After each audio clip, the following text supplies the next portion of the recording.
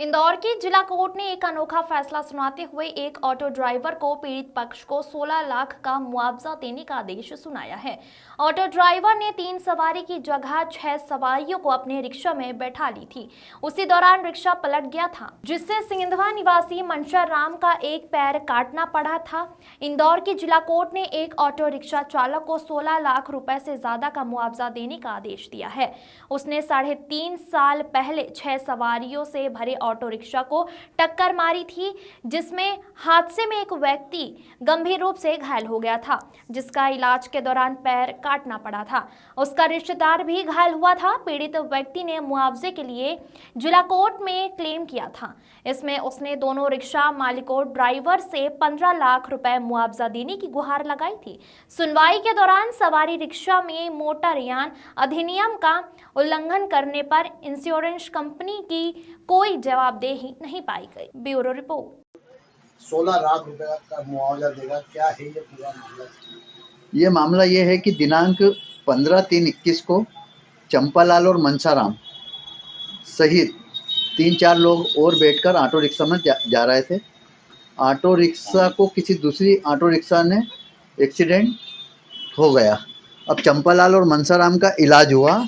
इलाज के दौरान मनसाराम का पैर जांघ के नीचे से काट दिया गया। उसका इलाज में करीब 4 लाख रुपए खर्च हुए और 16 लाख रुपए की क्षतिपूर्ति हेतु उसने प्रकरण प्रस्तुत किया और इसी प्रकार चंपालाल ने भी अपना प्रकरण प्रस्तुत किया गया। अब साक्ष्य के उपरांत बीमा कंपनी की ओर से मुझे नियुक्त किया गया। मैंने जवाब दावा और साक्ष्यों का प्रतिपरीक्षण किया। साक्ष्यों से ये पूछा गया कि चंपालाल और मनसाराम के अलावा रिक्शे में कौन कौन लोग बैठा था, क्या क्या लोग थे। तो उन्होंने एक्सेप्ट कर लिया कि चंपालाल मनसाराम के अलावा उसमें 6 लोग बैठे हुए थे। अब 6 लोग बैठे हुए थे तो मेरी तरफ से बीमा कंपनी की तरफ से ये प्ली ली गई कि हमने जो बीमा पॉलिसी जारी की है वो बीमा पॉलिसी 3 लोगों के लिए थी और इसमें मोटरयान अधिनियम का उल्लंघन करते हुए इसमें अधिक लोग बिठाए गए थे तथा जिस रिक्शा पर ये लोग बिठाए गए थे उसमें उसका फिटनेस और परमिट भी नहीं था।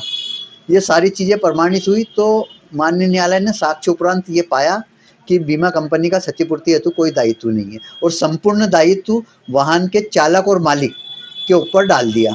अब वो मालिक और चालक एक ही है, क्योंकि मालिक ही पर वो चला रहा था तो चालक भी वही रहा। तो अब उनको भुगतान करना है। अब आगे की कार्रवाई वो उनसे भुगतान करेंगे। बीमा कंपनी को क्षतिपूर्ति के दायित्व से भी मुक्त किया गया। अब जी, रिक्शा चालक कौन था, कहाँ का रहने वाला? रिक्शा चालक सेंधवा का था और उसका नाम राजेश सोलंकी है, परंतु उसके बारे में अधिक जानकारी तो प्रार्थी जब बजावरी प्रकरण लगाएगा तब आगे की जानकारी मिलेगी कि उसकी आर्थिक स्थिति क्या है, कैसे वसूल करेगा, उसकी अचल संपत्ति देखी जाएगी, तब मालूम पड़ेगा। फरियादी कहाँ के रहने वाले थे?